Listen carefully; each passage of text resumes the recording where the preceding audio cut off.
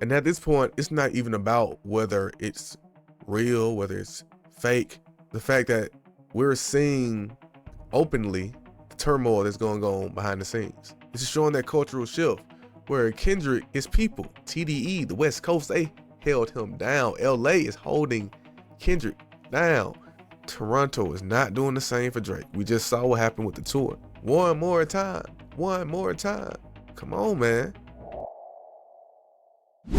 Who's better, Lil Wayne or Drake? Lil Wayne.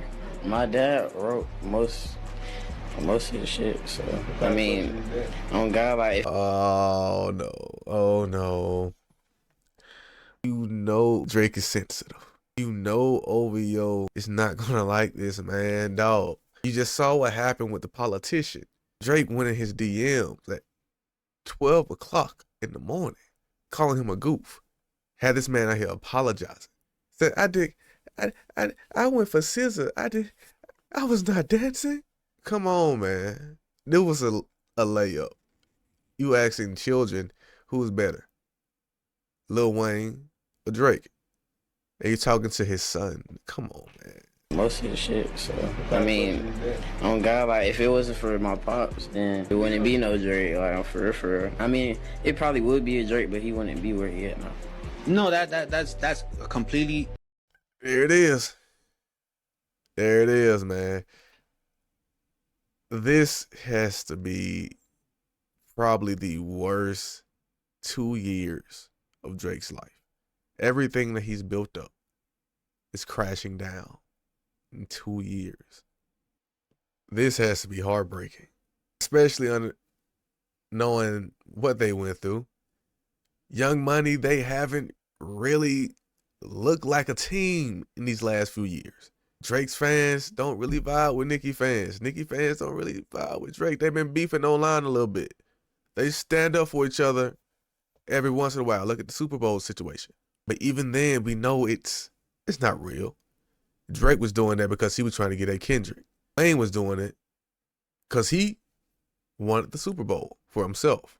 Nicki was doing it because she probably wanted to come up and perform as well. She wanted this Young Money reunion at the Super Bowl. That would have been dope. At the same time, we know for a fact they put on this act like they're still cool. They're not cool. Look at Birdman, Lil Wayne, their relationship has been on and off. They back and forth like Jennifer Lopez and Ben Affleck, man. You don't know what's going on with them. Then talking about Lil Wayne, Kendrick already said it. Talking about Drake and his financial situation, signing this man, signing that man, signing this man. That's one of the reasons why Drake is in this lawsuit right now. His money, some business contracts. So this entire thing, man, it's going to get nasty. Because like I said earlier, you know how sensitive Drake is. You know he saw this. You know he's chronologically online. And Wayne will sit back and play delusional. Like he has no idea what's going on. You know the games he plays. It's like, who? Drake? What? I got a son? Like, he'll pretend like he has no idea what's going on. So this will never be addressed. It'll be extremely passive. It's something about that side that's extremely passive, man. Extremely passive aggressive. Lil Wayne was extremely passive aggressive with the Super Bowl situation. Drake, he's known for being subliminal. Come on, man. Passive, passive, passive.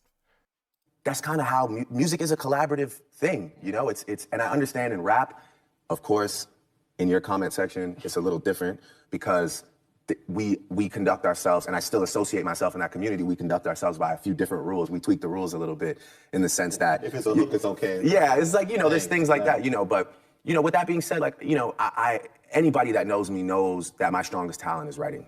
That is my strongest talent. I'm not a great singer. I'm a good performer. I've grown into a great performer, but my greatest talent is writing, you know, and that's why people ask me to write songs for them. That's why people like to get in the room and write with me. And yeah, I want to just encourage anybody, like, look, if it makes a great song and you're the one that's voicing it, but it's you and this other person that's cooking it up, you're not doing anything wrong, you know, and that's like just. Drake, he's absolutely correct in the sense that he's a pop star, right? But if you're going under the realm of I'm a rapper, which he seems to not want. You saw earlier, I wanted to pause it, but I wanted to let him keep talking. When he said he associates with that side. So understand, he sees himself as a pop star, but he still wants to carry himself as being a rapper, as being the #1 rapper, as being the GOAT rapper. You can't have both, man, even out of his own mouth. And I'm glad to see that he's aware that he's not the best at everything. He's not the best singer. He's not the best performer. I know we've been saying that, but I'm glad to see him say, yeah, he can admit that. But he stands on his writing, and I'll say that as well. Even though he does have his ghostwriting credits when it comes to the rapping aspect, Drake is still an amazing writer. When it comes to just pop songs, just writing in general, R&B, he's still a great writer. That's what he's known for, like he said. But if you're going under the guise of I'm a rapper, you know what happens in our side of the music. You can't do that. We don't have this issue with Michael Jackson. Well, we know he wrote a lot of his own songs, but he also had other people write his songs, right? Same thing with Beyonce. Same thing with the Usher, Chris Brown, The Weeknd. We don't have these issues with them for obvious reasons. The branding, their genre. This is what happens when you try to be the jack of all trades, just trade-off. You can't be everything, especially within rapping. We have strict rules within the culture of hip-hop that are not flexible. You can't rewrite the rules just for you to be #1. That doesn't work. It works maybe on his particular fans because they're Drake fans. They're not hip-hop fans. And that's the biggest difference.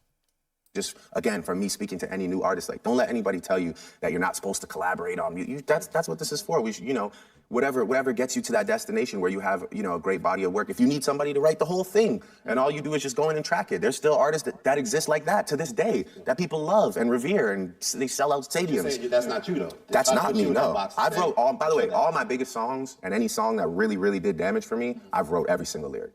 So that, like, the hits, yeah. Not the hits and the ones that it's like I'm not gonna collaborate with somebody on any of the timestamp records. I'm not collaborating with anybody on, Marvin's Room or, the R&B records that are, other than me and Party. Like, I love working with Party. When you say the timestamp records, that is like the MC, like the bar.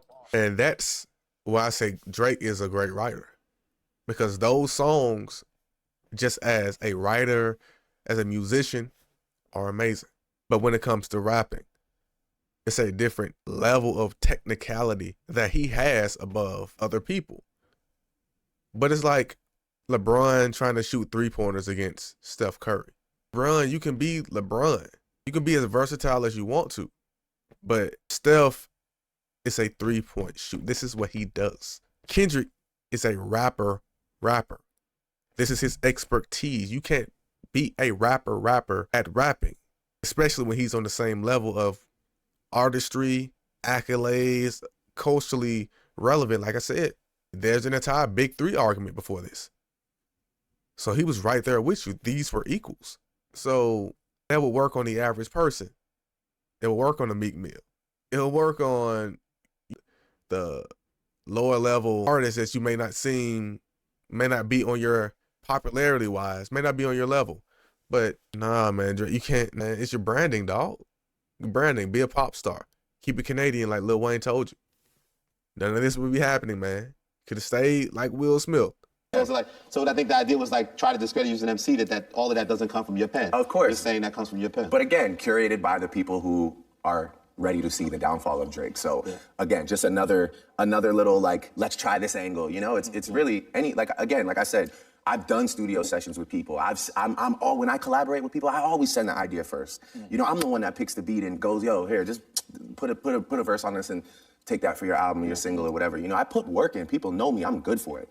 So that's why I'm never really stressed about like that narrative. It's cool. It's fun. Again, it's cool for like memes and people that want to laugh. And I'll say this, Drake's biggest weapon and what has got him to be Drake is his ability to be social, man. He knows taste. He knows how to find his people. He knows how to get in. And it's a lot of people that have been in his position before him that have had the opportunity to make the moves that he's made. A lot of people have neglected the younger artists or these younger waves. Maybe they're too cool. Maybe they felt too much of an ego. But Drake, he completely took advantage of it. Absolutely. I think he completely abused that system. But he was smart. And that's his biggest thing, being able to curate. But like I said, this is about to get nasty, man. And at this point, it's not even about whether it's real, whether it's fake.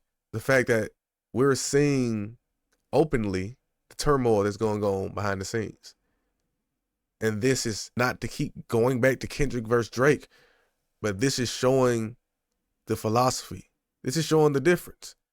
This is showing that cultural shift where Kendrick already told you that Drake offered Bitcoin. He offered money. He offered bags for information. And Kendrick, his people, TDE, the West Coast, they held him down. LA is holding Kendrick down. Toronto is not doing the same for Drake. We just saw what happened with the tour. One more time. One more time. Come on, man. That New Ho King going crazy. We see Lil Wayne still saying, hey, I'm cool with Kendrick. We're on good terms. Even after Drake tried to crash out for Lil Wayne over the Super Bowl. I say crash out lightly and put it in quotations. Yeah, this is not looking good for Drake, man. And it just happens when he's not used to having real people around him. Drake has his entire career based off making songs about not having real friends. No new friends. Fake love. No friends in the industry. Like, come on, man. He has an entire discography over not having real love around him. And this was the biggest difference in this battle was Kendrick had a solid support system. He had true, genuine love. Drake, he didn't have that foundation. Didn't have that support. So now this is the result. We'll see what happens from this. Let's see what happens when Drake responds, because he will respond. He is chronologically online, so let's see. Let's watch. Appreciate y'all. See you on the next video.